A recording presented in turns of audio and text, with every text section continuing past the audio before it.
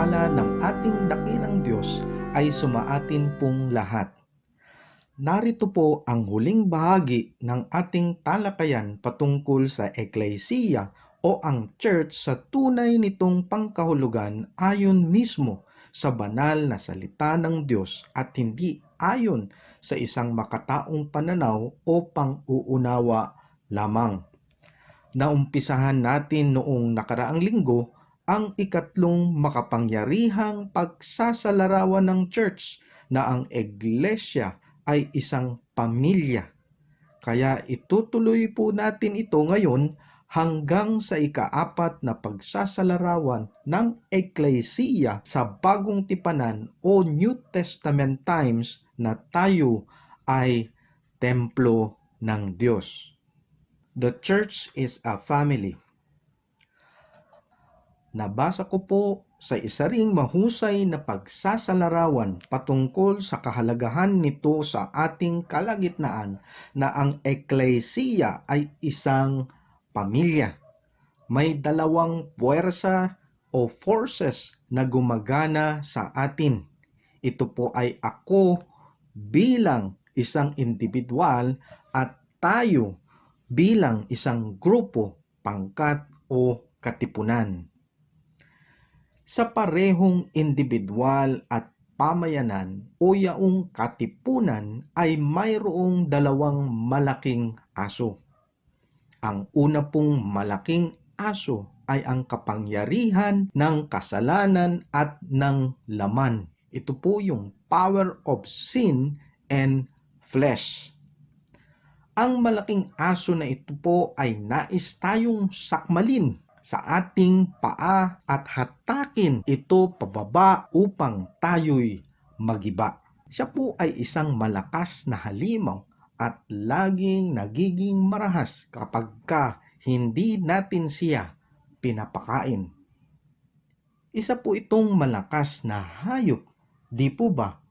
Na ang tanging niyang naisin ay manira, magwasak, at ito po ay ang kapangyarihan ng kasalanan at ng ating makalamang tao o flesh. Ngunit mayroon din pong ikalawang malaking aso. Ang malaking aso na ito ay ang banal na Espiritu ng Diyos na gumagawa patungo sa tuluyang pagbabago ng ating mga puso. Batid po natin na ang banal na Espiritu ay siyang mas higit na makapangyarihan, kung kaya't hindi po siya kailanman matatalo, datapwat sa usaping sanctification o paglilinis. Ang issue ng paglago sa kabanalan na ang Diyos po ay gumagawa kung saan ang dalawang asong ito ay laging may tunggalian o digmaan sa kalagitnaan at kaloob-looban ng ating mga buhay. Ang tanong na nga lang po kung sino sa kanila ang magwawagi. Alam po ba nating ang sagot sa katanungang ito? Ang asong magwawagi po ay yaong kung sino sa kanilang dalawa ang ating pinapakain. Kaya paano po tayo magiging isang banal na pamayanan at sa papaanong pamamaraan po natin hihimukin ang bawat isa sa ating mga hanay upang magmahalan at gumawa ng kabutihan sa ating mga kapwa? Papakainin po natin ang mabuting aso. Kinakailangan po nating hikayatin ang bawat isa sa atin sa kabanalan ng Diyos at sa kaniyang mga salita. Huwag po nating pakakainin ang ating mga isipan sa mga bagay na sadyang hindi magdudulot sa atin ng kabutihan. Dahil kung ano po ang inilalagay natin sa ating mga isipan, kadalasan din po yaon ang ating nais gawin o isinasakatuparan sa ating mga buhay. Isang bagay po na sasabihin natin sa ating mga sarili, ayokong pakainin ang masamang aso. At makakabuti po ito dahil kailangan nating bantayan ang ating mga barandilya o rendahan ang ating mga sarili. Kailangan po nating gutumin ang masamang aso, pero kailangan din po natin pakainin ang mabuting aso. Kailangan nating pakainin ang banal na espiritu na nananahan sa atin.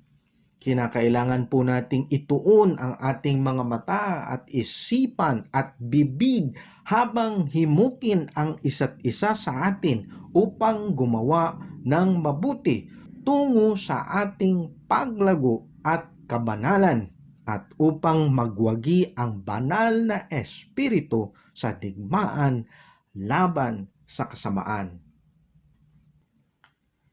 Ito po ang nakasaad sa sulat ni Apostol Pablo, Romans 8 verses 5 to 8 o sa Roma 8 talatang 5 hanggang 8. For those who live according to the flesh set their minds on the things of the flesh, but those who live according to the Spirit set their minds on the things of the Spirit. To set the mind on the flesh is death, but to set the mind on the Spirit is life and peace. For the mind that is set on the flesh is hostile to God, for it does not submit to God's law. Indeed, it cannot. Those who are in the flesh cannot please God. Ipiniliwanag po sa atin ni Pablo na kailangan nating tanungin ang ating mga hanay. Ano ba ang inilalagay natin sa ating mga isipan kung nais nating hikayatin ang bawat isa na gumawa ng mabuti at magmahalan? Kung ang ating mga mata po ay nakatuon at magnanasa sa mga bagay na nasa ating mundo, kalaswaan, karahasan, kasakiman, at materialismo, mga bagay na may ipinapangako ngunit wala namang idinudulot sa ating mga kabusugan. Ang masamang aso po ay sadya lamang nating ipinagwawagi sa ating mga sarili. O dili kaya'y pinapakain ba natin ang mabuting aso sa mga bagay na nasa Espiritu Santo? Ang puso't isipan po ba natin ay napupuno ni Kristo Jesus, ang kaluwalhatian ng Diyos, ang kamangha-mangha niyang kaligtasan at kahanga-hanga niyang habag at biyaya na wala nang naiiwang puwang para sa ibang mga bagay? Sapagkat pinapakain po natin ang mabuting aso kapag iyon po ay ating isinasakatuparan. Kapag itinutuon natin ang ating mga kaisipan sa mga bagay na nasa Espiritu, tayo po ay sinasakop ng kaluwalhatian ng Diyos at ang mga ibang bagay ay tuluyan ng naglalaho. Romans 12 verses 1 to 2, Roma 12 talatang 1 hanggang 2. Magandang Balita Biblia 2nd edition. Kaya nga mga kapatid, alang-alang sa masaganang habag ng Diyos sa atin, ako'y nakikiusap na ialay ninyo ang inyong sarili bilang isang handog na buhay, banal at kalugod-lugod sa Diyos. Ito ang karapat-dapat na pagsamba ninyo sa Diyos. Huwag kayong makiayon sa takbo ng mundong ito. Mag-iba kayo sa pamamagitan ng pagbabago ng inyong pag-iisip upang maunawaan ninyo ang kalooban ng Diyos, kung ano ang mabuti, kalugod-lugod at ganap na kalooban niya. I appeal to you, therefore, brothers, by the mercies of God, to present your bodies as living sacrifice, holy and acceptable to God, which is your spiritual worship. Do not be conformed to this world, but be transformed by the renewal of your mind, that by testing you may discern what is the will of God, what is good and acceptable and perfect. Batid na po ba natin kung anong kaisipan ang nakatuon sa Espiritu?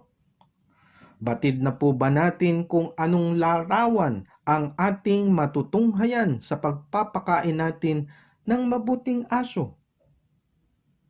Ayon nga po kay Pablo, bilang pagtatapos mga kapatid, dapat maging laman ng inyong isip ang mga bagay na karapat-dapat at kapuri-puri, mga bagay na totoo, marangal, matuwid, malinis, kaibig-ibig, at kagalang-galang. Philippians 4 verse 8 o Filipos 4 talatang 8. Finally, brothers, whatever is true, whatever is honorable, whatever is just, whatever is pure, whatever is lovely, whatever is commendable, if there is any excellence, if there is any worthy of praise, think about these things.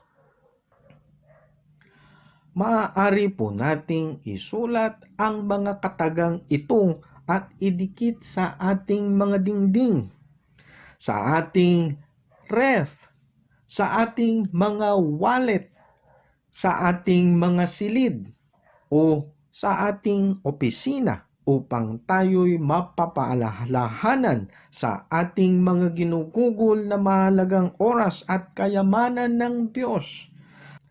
At ang mga iyan ay sa Kaniya lamang, hindi po ba?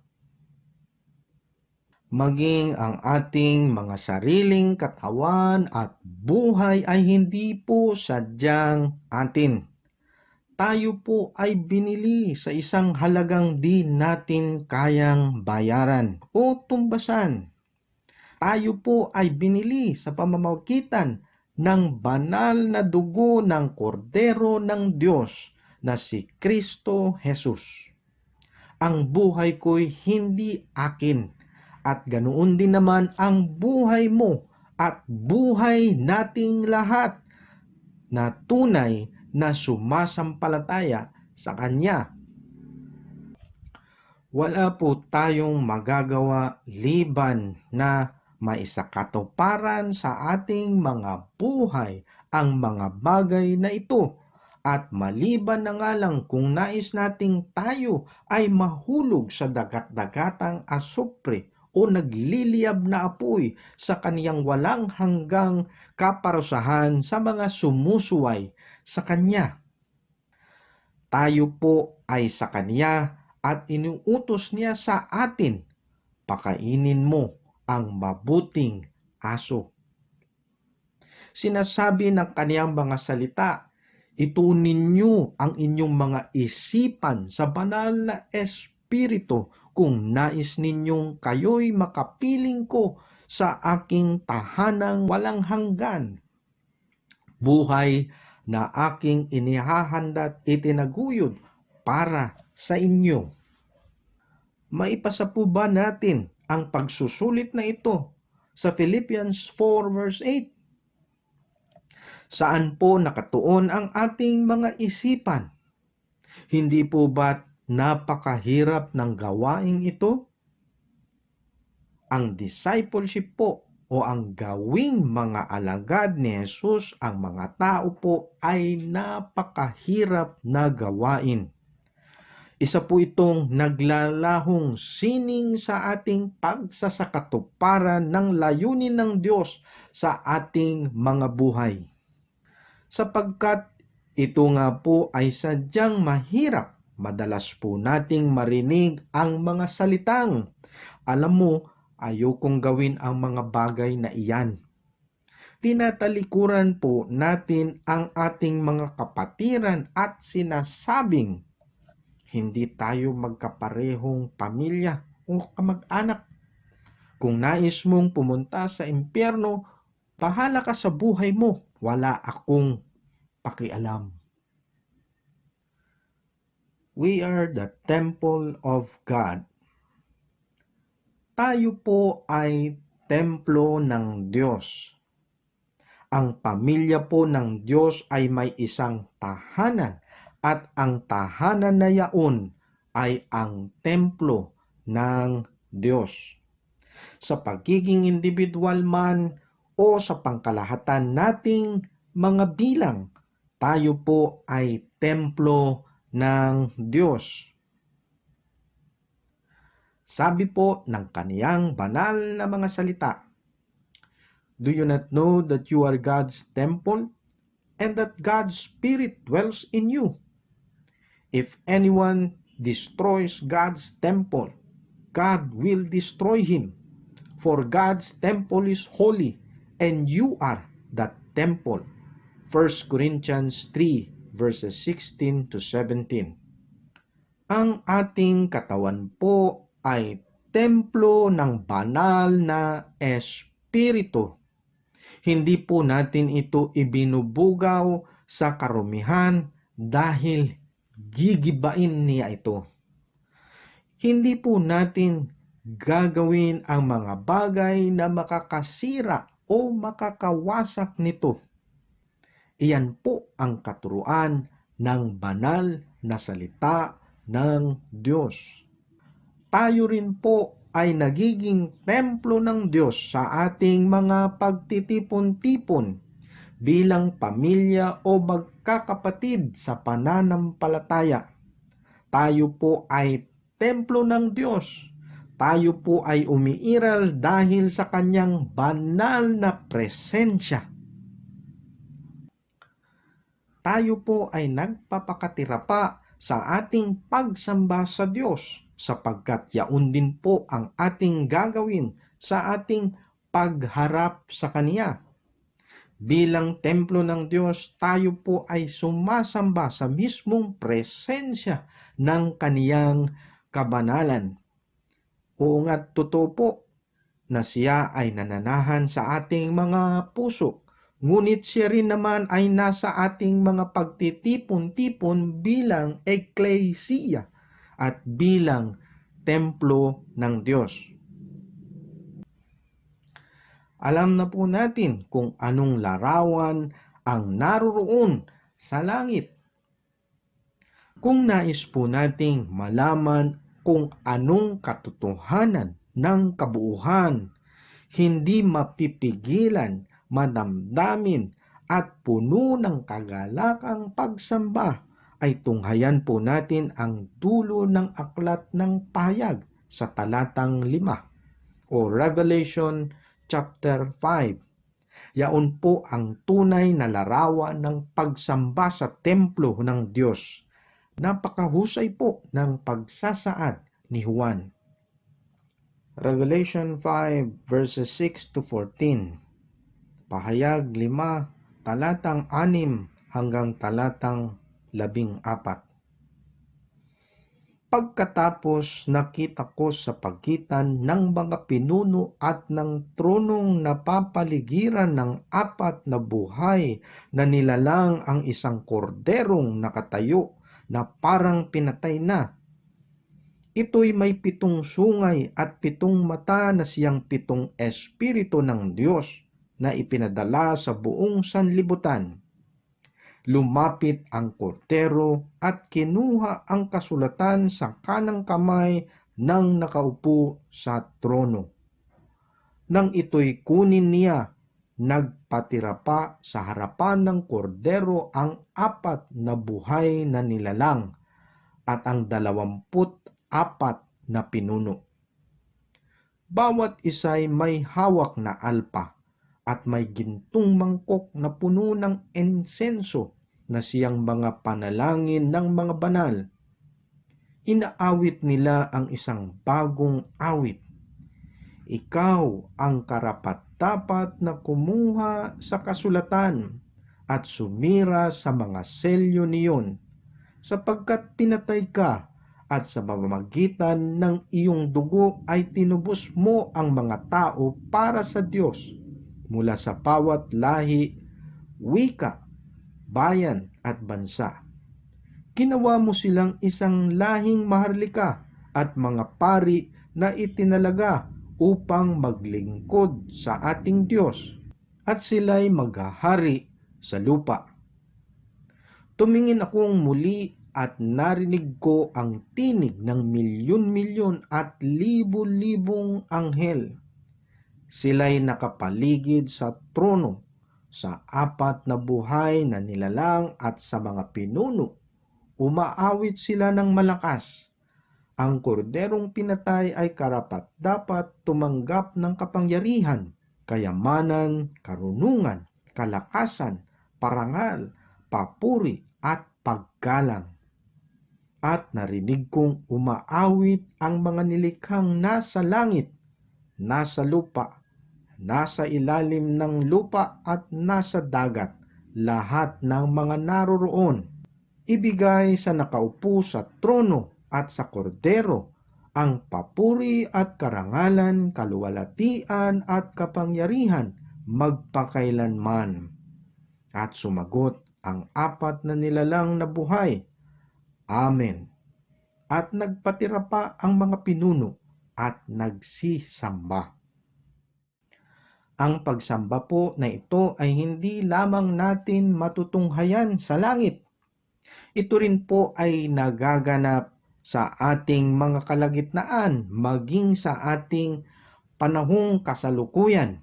Ang ibig lamang po nitong sabihin, kapag tayo ay nagkatipon-tipon, ang layunin po natin ay pumaloob sa pagsamba, na kung saan ito din po ay kasalukuyang nangyayari sa dambana ng kalangitan.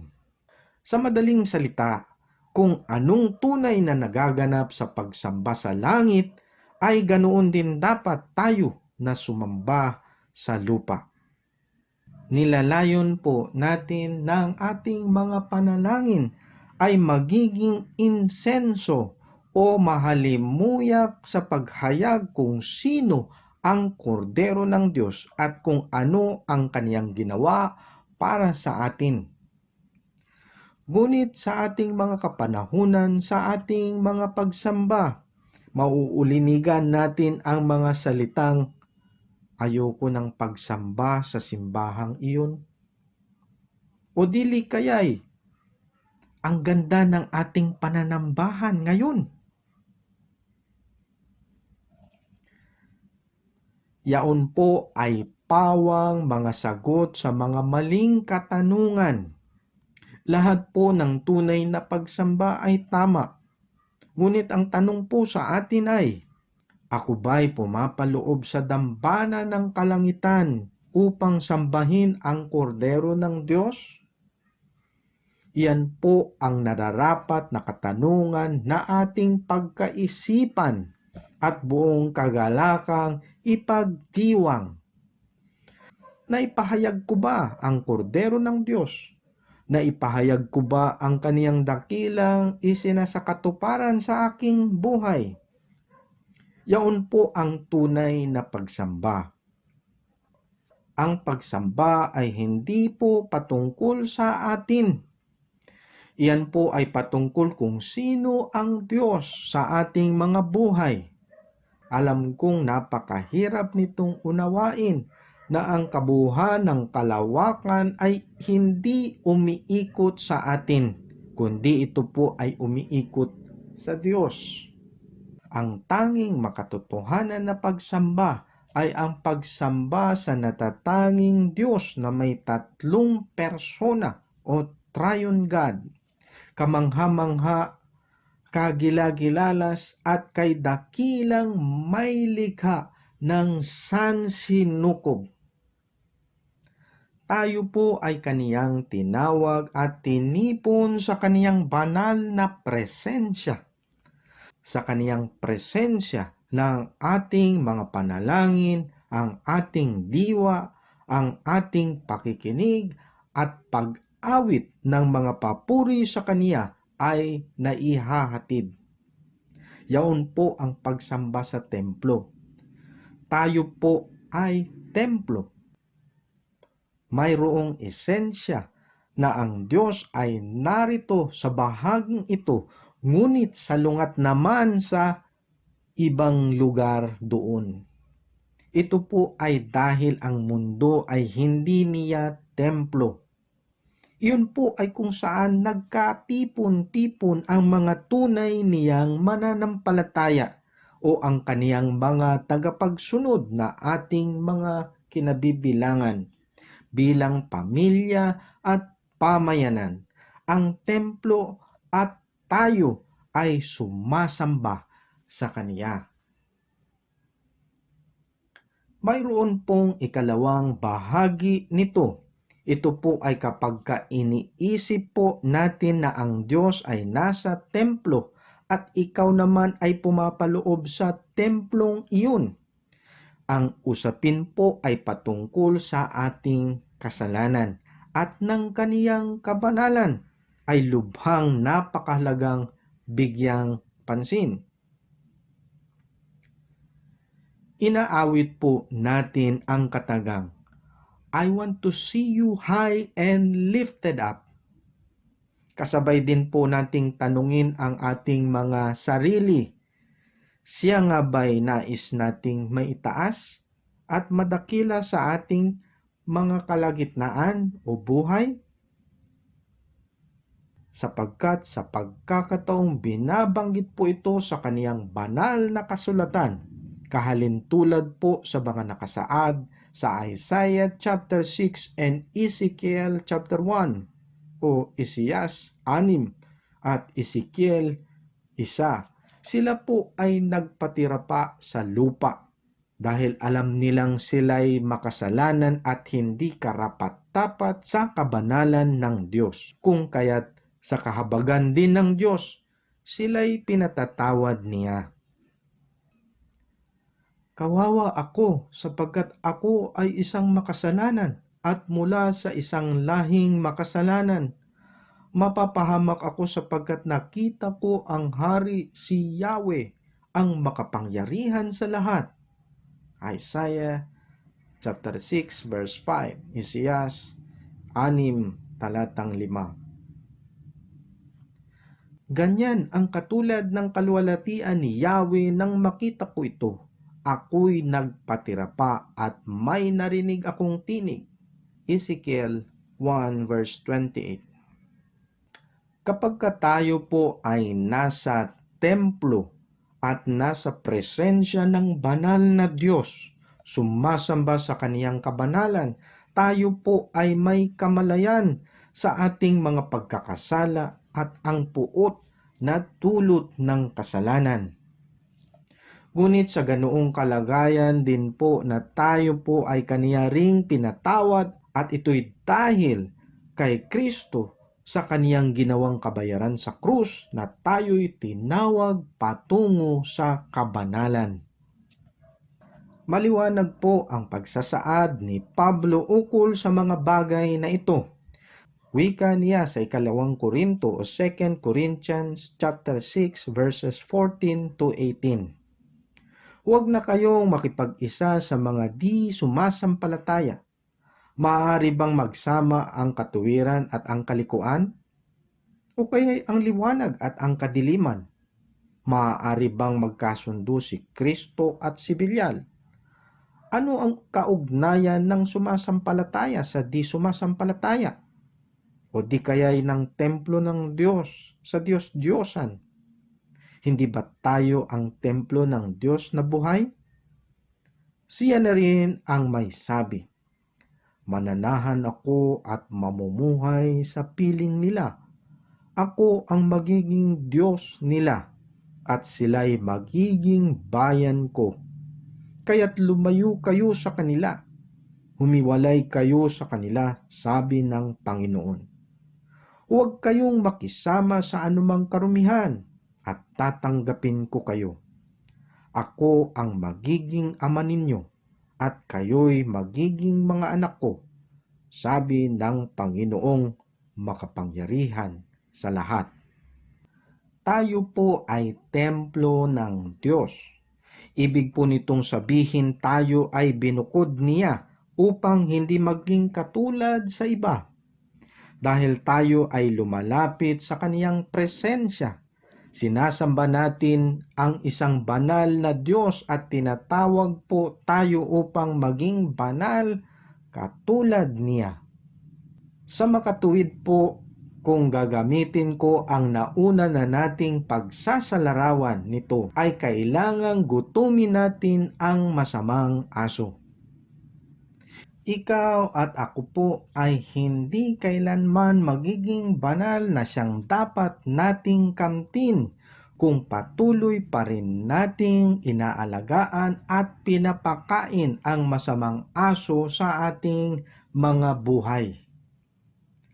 Ang tanging paraan po ay gutumin natin ang masamang aso at habang ito ay nagugutom, batid din po natin na lalo pa itong nagiging mabangis. Huwag po nating ituon ang ating mga isipan sa mga bagay na makasanlibutan. Ano nga po ba ang larawan ng kabanalan? Yaon po ang tinutukoy ni Pablo sa mga taga-Filipos. Sa ating mga pagsusulit o mga pagsubok sa mundong ito, mas mabuti at nararapat pong sabihin na masigit kong ninanais na tuparin ang layunin ng Diyos sa aking buhay kaysa gawin ang mga bagay na iyan. Marahil gusto ko pa rin iyan gawin at maaring ako'y masisiyahan, ngunit alam kong iyan ay mali at makasasama sa akin. Ayokong pakainin ang masamang asong iyan. Ayaw kong ituon ang aking kaisipan sa mga bagay na makalaman sapagkat nais kong pakainin ang mabuting aso. Nais kong pagkaisipin ang mga bagay na nasa banal na espiritu, mga bagay na sadyang karapat-dapat at kapuri-puri, mga bagay na totoo, marangal, matuwid, malinis, kaibig-ibig at kagalang-galang. Iyan ang magiging kabuuhan ng aking pamumuhay. Nais kong mapuspos ng kanyang kabanalan at kaluwalhatian at wala nang puwang ang ibang mga bagay sa aking buhay liban sa kaniya lamang. Iyan po ang pagpapakain sa aso ng tunay na pagbabago at kaisipang patungkol sa mga bagay na nasa espiritu.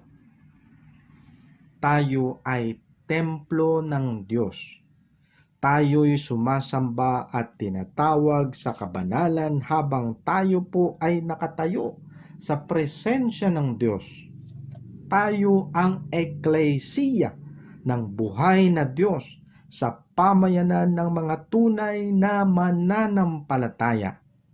Ang eklesiya ay itinaguyod ni Kristo. Ito ay sa pamamagitan ng di malirip na kapangyarihan at katotohanan na di kayang gibain. Si Kristo ang ulo at pinakapuno nito. Siya ang may kapangyarihan sa lahat ng mga bagay. Tayo ay kaniyang katawan. Iba't iba ang ating mga kaloob at mga ginagampanan sa bawat bahagi nito sa isang makalangit na himig. Tayo po ay pamilya. Tayo ay magkakaugnay. Hinihikayat natin ang isa't isa upang magmahalan at gumawa ng mabuti. At tayo'y kaniyang templo. Sumasamba sa kaniyang presensya at lumalakad sa kaniyang kabanalan. Ano pa nga bang maiaalok sa ating sanlibutan laban sa mga bagay na iyan? Ang lahat sa mundo ay pawang mga kasinungalingan, pandarambong at mga pangakong napapako. Ang mundo ay hindi isinasakatuparan ang kaniyang mga pangako dahil si Satanas ang ama ng kasinungalingan at siya'y nagsisinungaling mula pa sa simula. Hindi tayo makakaasa sa ipinangako o ipinapangako sa sanlibutan. Walang pagkakontento ang kasiyahan sa mundong ito. Bagkus ang nais isakatuparan ng Diyos sa kaniyang iglesia, itong mahiwagang pag-iiral kung saan tayo'y kabilang, ay ang ating pagkakataong sumamba at lumakad sa kabanalan. Wala na pong iba, ganap na nga pong wala na. Tayo po ay sumandaling manalangin. O aming makapangyarihang Diyos, mulit-muli isang papuri sa inyong kadakilaan sa aming kalagitnaan. Tunay po kayong mabuti magpakailan paman, kung saan sa pagkakataong ito ay tinapos na po namin ang aming talakayan, ang aming pag-aaral, ang aming pagsusuri o pagsisiyasat sa katotohanan at kaliwanagan ng inyong mga banal na salita. Nais po namin, O Diyos, na sa pagkakataong ito na naunawaan namin ang tunay na ibig sabihin ng ecclesia o the church o ang iglesia sa aming kalagitnaan, lalong-lalo na mula sa inyong banal na mga salita. Kami po ay templo ninyo bilang mga totoong sumasampalataya at lumalakad sa inyong kabanalan. Kami po ay isang pamilya, kami nga po ay isang pamayanan na kung saan pinilit tinawag ninyo kami, binukod tangi upang kami po ay linisin mula sa aming mga karumihan at pagkakasala sa inyo bilang isang banal at makapangyarihang Diyos. Maraming salamat po, O Diyos, sa inyong mga pagpapaalala sa aming mga kalagitnaan na kailangan po naming ituon ang aming mga isipan sa lahat ng mga kalugod-lugod sa inyo at naaayon sa inyong banal na kasulatan. Tuparin namin ito sa aming pang-araw-araw na pamumuhay. Kaya po kami manikluhod, O Diyos, at marahil sa aming mga pagkakamali at sa mga maling pang-uunawa namin, lalo na noon, ay tulungan kami, Panginoon, na sa aming mga bukas na mga mata ay madama namin ang tunay at dalisay ninyong pag-ibig at kaligtasan sa mundong ito at maibahagi namin ito sa aming kapwa-tao. Siya nawang maghari ka ng tunay sa kalagitnaan, sa kabuuan ng inyong eklesiya, sa kabuuan ng bawat mananampalataya saan man panig ng mundo. Ikaw ang magliwanag sa kanila upang ang bawat isa rin sa amin ay tunay na magliliwanag, tunay na maging asin sa aming kinaroroonan, at nang sa ganoon ay marami pang higit na makakakilala at makakaunawa ng katotohanan ng inyong mga salita. Salamat po, O Diyos. Patuloy naming ibinabalik ang lahat ng papuri, ang pagdakila at ang katangi-tanging pagsamba sa tanging pangalan ng Kordero ng Diyos, ang aming Panginoon at tagapagligtas na si Jesus. Amen at Amen. Hanggang sa muli po, purihin ang Diyos na makapagpapatibay sa inyong pananampalataya sa pamamagitan ng magandang balita tungkol kay Hesukristo na ipinapangaral ko. Ang magandang balitang iyan ay isang hiwagang nalihim sa loob ng mahabang panahon. Subalit sa utos ng walang hanggang Diyos ay nahayag ngayon sa lahat ng bansa sa pamamagitan ng mga isinulat ng mga propeta upang ang lahat ay sumampalataya at sumunod sa Kaniya. at ngayon sa pamagitan ni Hesukristo.